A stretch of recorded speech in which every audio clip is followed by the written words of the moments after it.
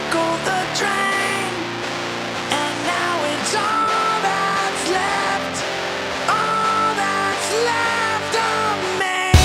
Sink my teeth in the pain, watching the world go numb, and I'm just one step from obliteration. Just one step from obliteration. Just one step from obliteration.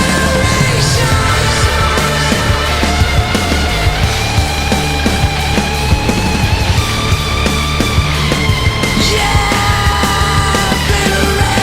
obliteration.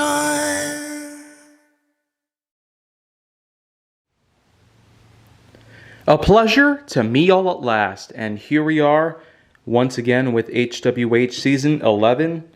We have a new for 2024 set, similar in a way to the last set that I got, and well, both these sets do hold some unique promise for the rest of the season entirely. This is another addition to the Hot Wheels Let's Race Netflix series. This is the Loop Action Challenge set, part of the Action series. And this, of course, is a newer set as opposed to many others that I've done so far. It's a unique set that does comprise of the usual dark blue, light blue, orange, and lime green color scheme, which I always found rather unique for this exact lineage of action sets. This does, of course, come with its own yellow time tracker, which we've seen countless times. I mean, it's not like they have a shortage of models. They have so many to pick from. But in this instance, we're going to take a look at the set and use some models of my own rather than look at what's inside. But she moves like lightning, and she counts to 3. And she turns out all the lights and says she's coming for me. Now put your hands up, this is a heist, and there's no one in here living gonna make it out alive.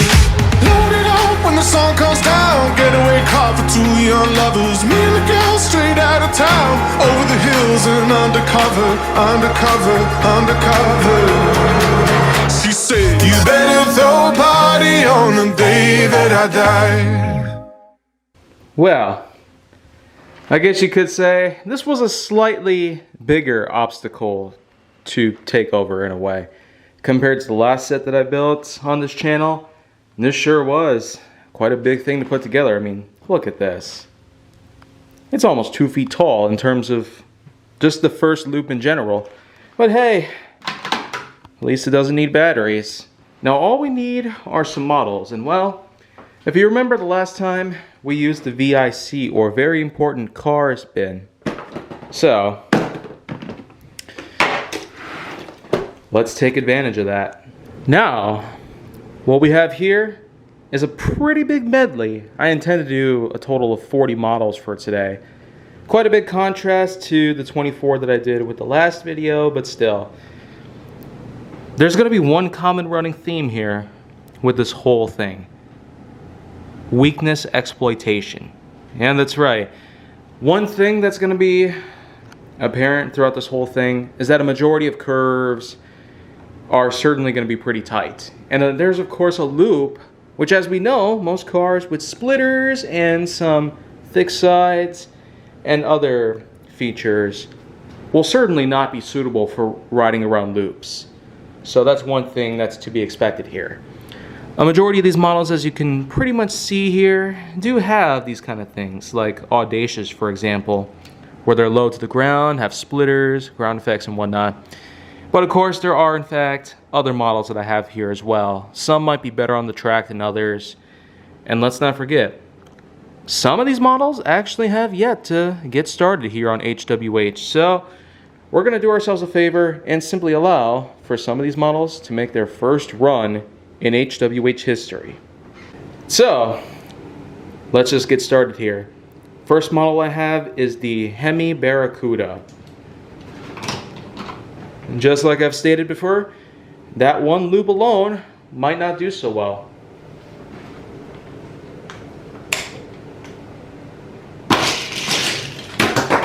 Ooh, you know, could actually have a chance here.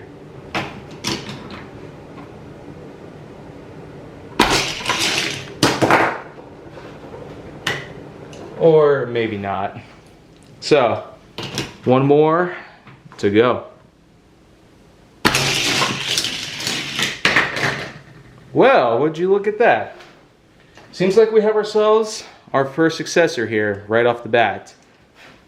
I'll place all the successors right next to the green partition, which is actually supposed to act like a score keeper in a way. After all, the end of the layout includes this blue ramp here that basically allows for cars to jump into this pool with different points in it.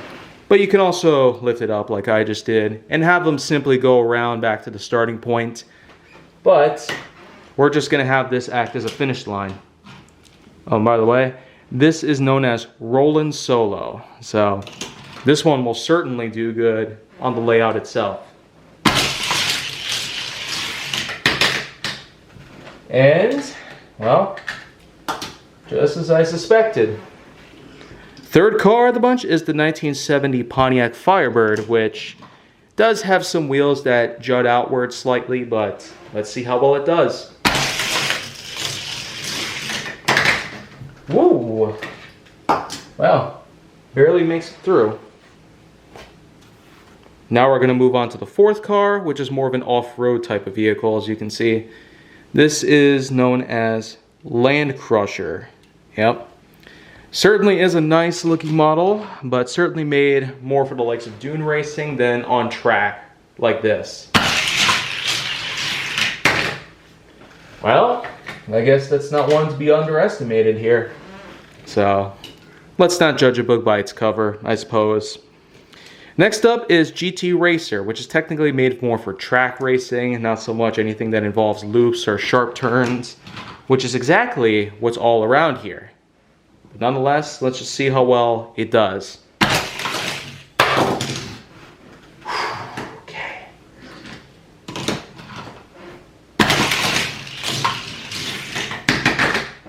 All right. That was pretty awesome. Kind of unexpected even. Next, let's bring in a tow truck model. This one is called Toe Jam. Yeah.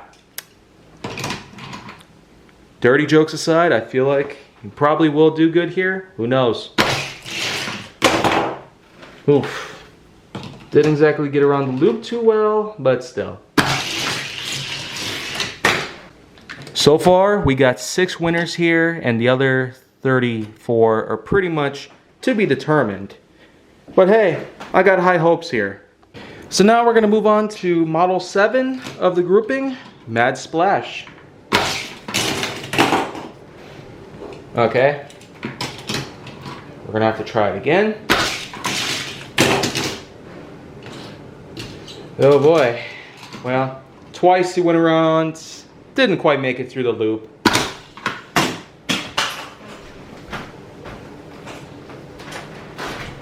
I guess that's not going too well, so one more time.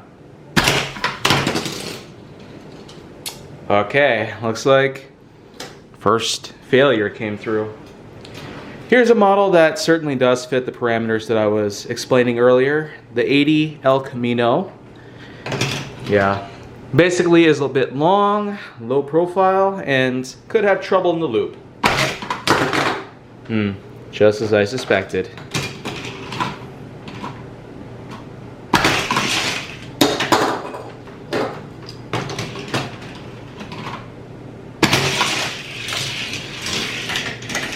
Oh, well, I guess it's good enough on that part.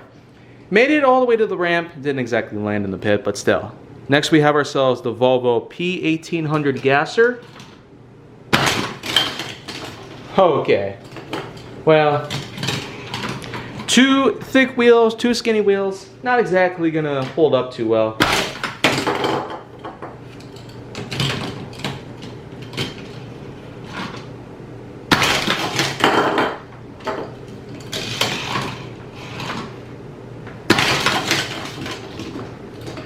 Okay, well, that sure is an interesting thing to put together here. So 2 losses, while the other 7 have pretty much won so far. Now we're on to the next model, known as the Pininfarina Battista. Well, it's just as I've stated before, the kind of profile this vehicle has is certainly not suitable for this type of stunt.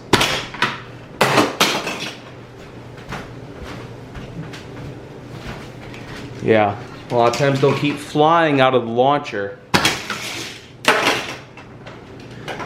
Well, I can barely get around the loop, but apparently not at that high banked curve, so that's not gonna fit in my book. So, next up is Switchback, which I like this model very much. Even has surfboards attached. Well, just as I suspected on that part too, the sort of low profile that it has along with some ground effects is certainly not loop ready. Whoa! Probably could make it around if I give him at least one more chance here. Well, just one more time. Oh, well, that was some good effort, thankfully. Here comes another model that I know is not going to do too well here, the Nissan R390 GTI. So, let's just see what we can do here. Wow! On the first try, that's pretty wicked. Now I have another model that also won't do too well here, known as Fantastic. Its wheel design alone could be questionable. Wow, weird.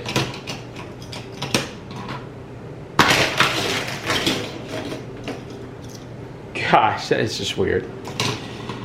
Yeah, kind of fumbles around, and it's not really going to be a good thing in the long run. Right, so I've known this would be an issue, and it's at least good to understand what could happen. Now I got another model I really love, Vector Avtech WX3. Oh man, well, once again, an uninspected run.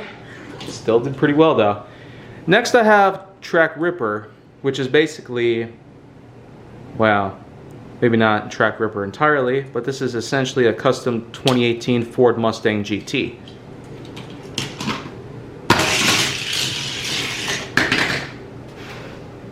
Well, I guess that basically cuts it for this GT. Certainly not Track Ripper, or even related. Shell Shock is going to be up next in terms of, well, showcasing. Okay, maybe you probably could make it, but we just need a little more effort here. Awesome.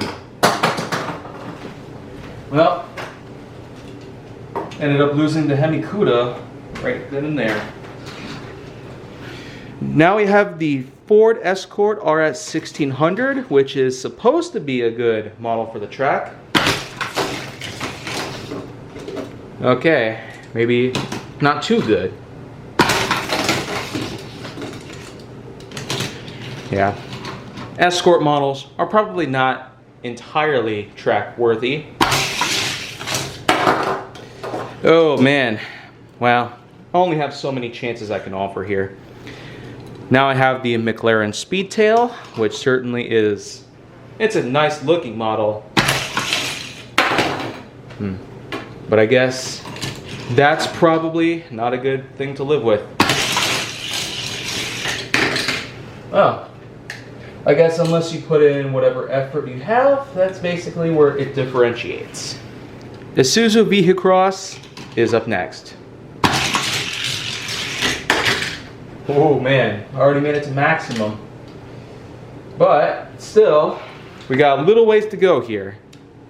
We have another SUV model that's actually a Dodge Caravan, which is a van, not an SUV, but still. Well, fell out of the curve, off the table, onto the floor. So, nothing too good to live with.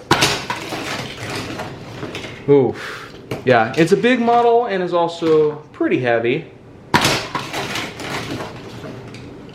Okay. I know I made it once, well, at least to this part. Let's just try it again. I just lost all that effort on that first try. Well, the numbers are looking pretty good so far. We got ourselves 2, 4, 6, 7, 8, 9, 10, 11, 12, 13 models here that have all made it so far, with 7 others not doing so well. I especially feel bad for the likes of Mad Splash and the Escort RS 1600 for not doing so well here, but still, we're only halfway done here. So, like I said, this is going to be a pretty big episode. And with that, we're going to start off the second row with the 96 Chevrolet Impala SS. Yeah, car from the 90s, but it's pretty long and overall might not do so good.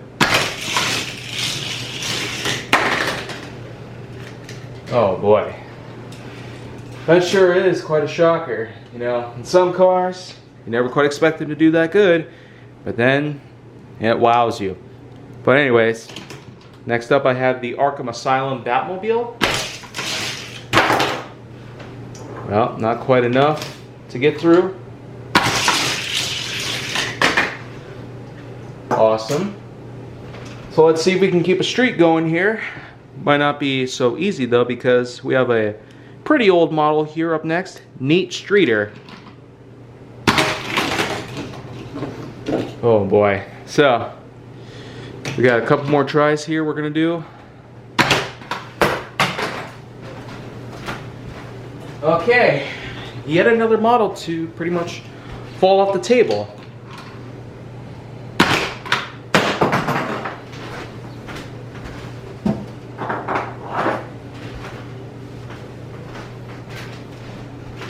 That is crazy. But now we're gonna move on. We have ourselves the Mercedes-Benz 500E. Yeah, this car is also pretty long, but compared to the Impala SS, this one's more 80s as opposed to 90s.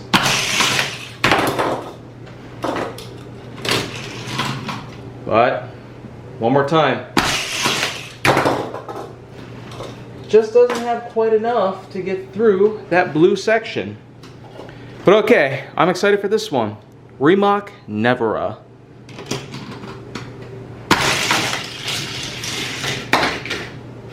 Well, right off the bat, it gets its first major victory right there.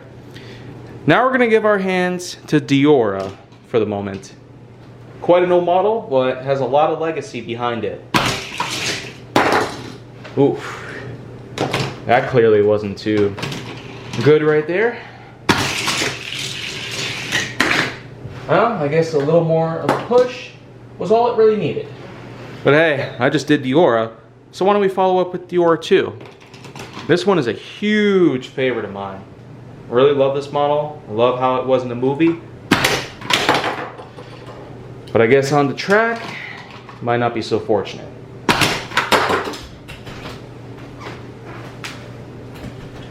Okay, though. Go for a third try.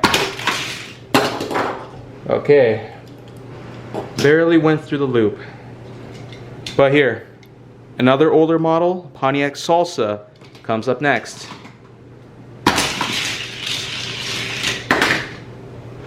Oh yeah. Just as I would have normally expected from it, by all means. Here we have another favorite of mine, Way Too Fast. This one's had some playability over the years, and... Oh! Well, you know what? Just like what happened before, we're going to count that as well. Next up, here comes a model from the Color Shifters line, and as you can see, it unfortunately hasn't done too well. Plenty of parts on it are just straight up white, while the rest are just in a light shade of blue, so...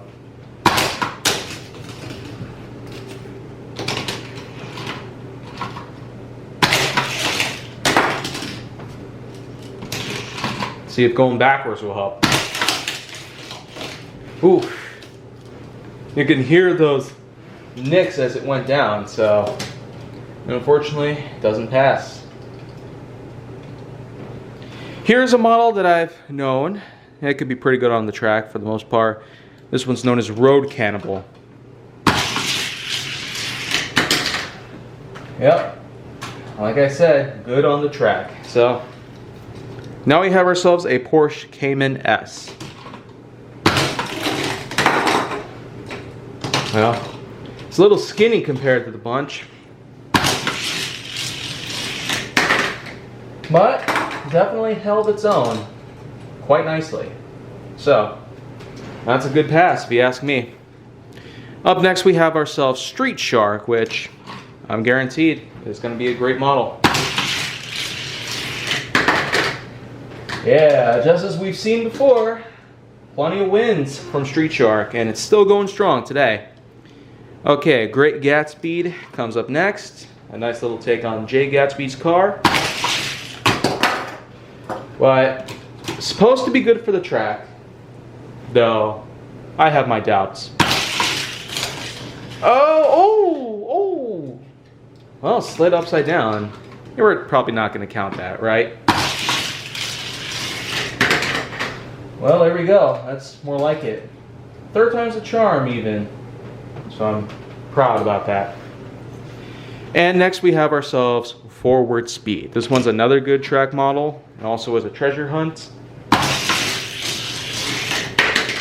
Well, I knew that it would be good just as well as it used to be.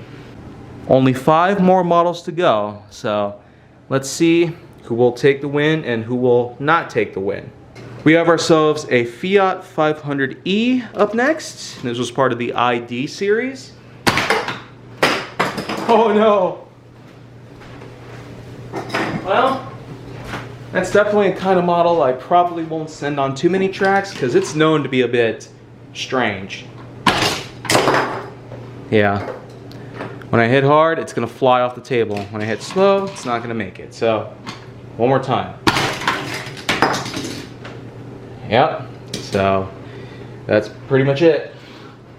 Here we have ourselves a Cadillac 16, or V16 to be exact. But, more or less the same thing. Ooh. It's pretty long. Might not do too well in the loop. Well, proved me wrong there. So, that's nice. Now we got a win from that Cadillac. Roadster Bite, though, is going to follow up next. Now, I've had this model on the track before. It's known to do quite well. And it still does, despite certain expectations. Here we have a 41 Willys. Black, white, flames all over, along with some white walls. Yeah, not exactly a model that's loop worthy, but still. Also flew off of the curve right there. Flung off the table just as well. But let's try going backwards and see if that helps. Okay, that works too. And the last model of the bunch, the 40th, Nightburner, otherwise known as Mega Thrust. Yeah. So with that in mind, that completes today's challenge. This was quite a long marathon I went through here with a lot of cars. Surprised that a few didn't actually make it through like I would have normally expected, but that's kind of the way of things here. There's always a way to discover different opportunities that eventually lead to various outcomes depending on what you're interested in. But still, this was a great thing to have around on the channel. And I'm sure that with later presentations I'll have down the line, we'll just see where it takes us. So I'll see you guys later on this month with some more content for HWH. From a distance, the world looks blue and green, and the snow-capped mountains white. From a distance, the ocean meets the stream, and the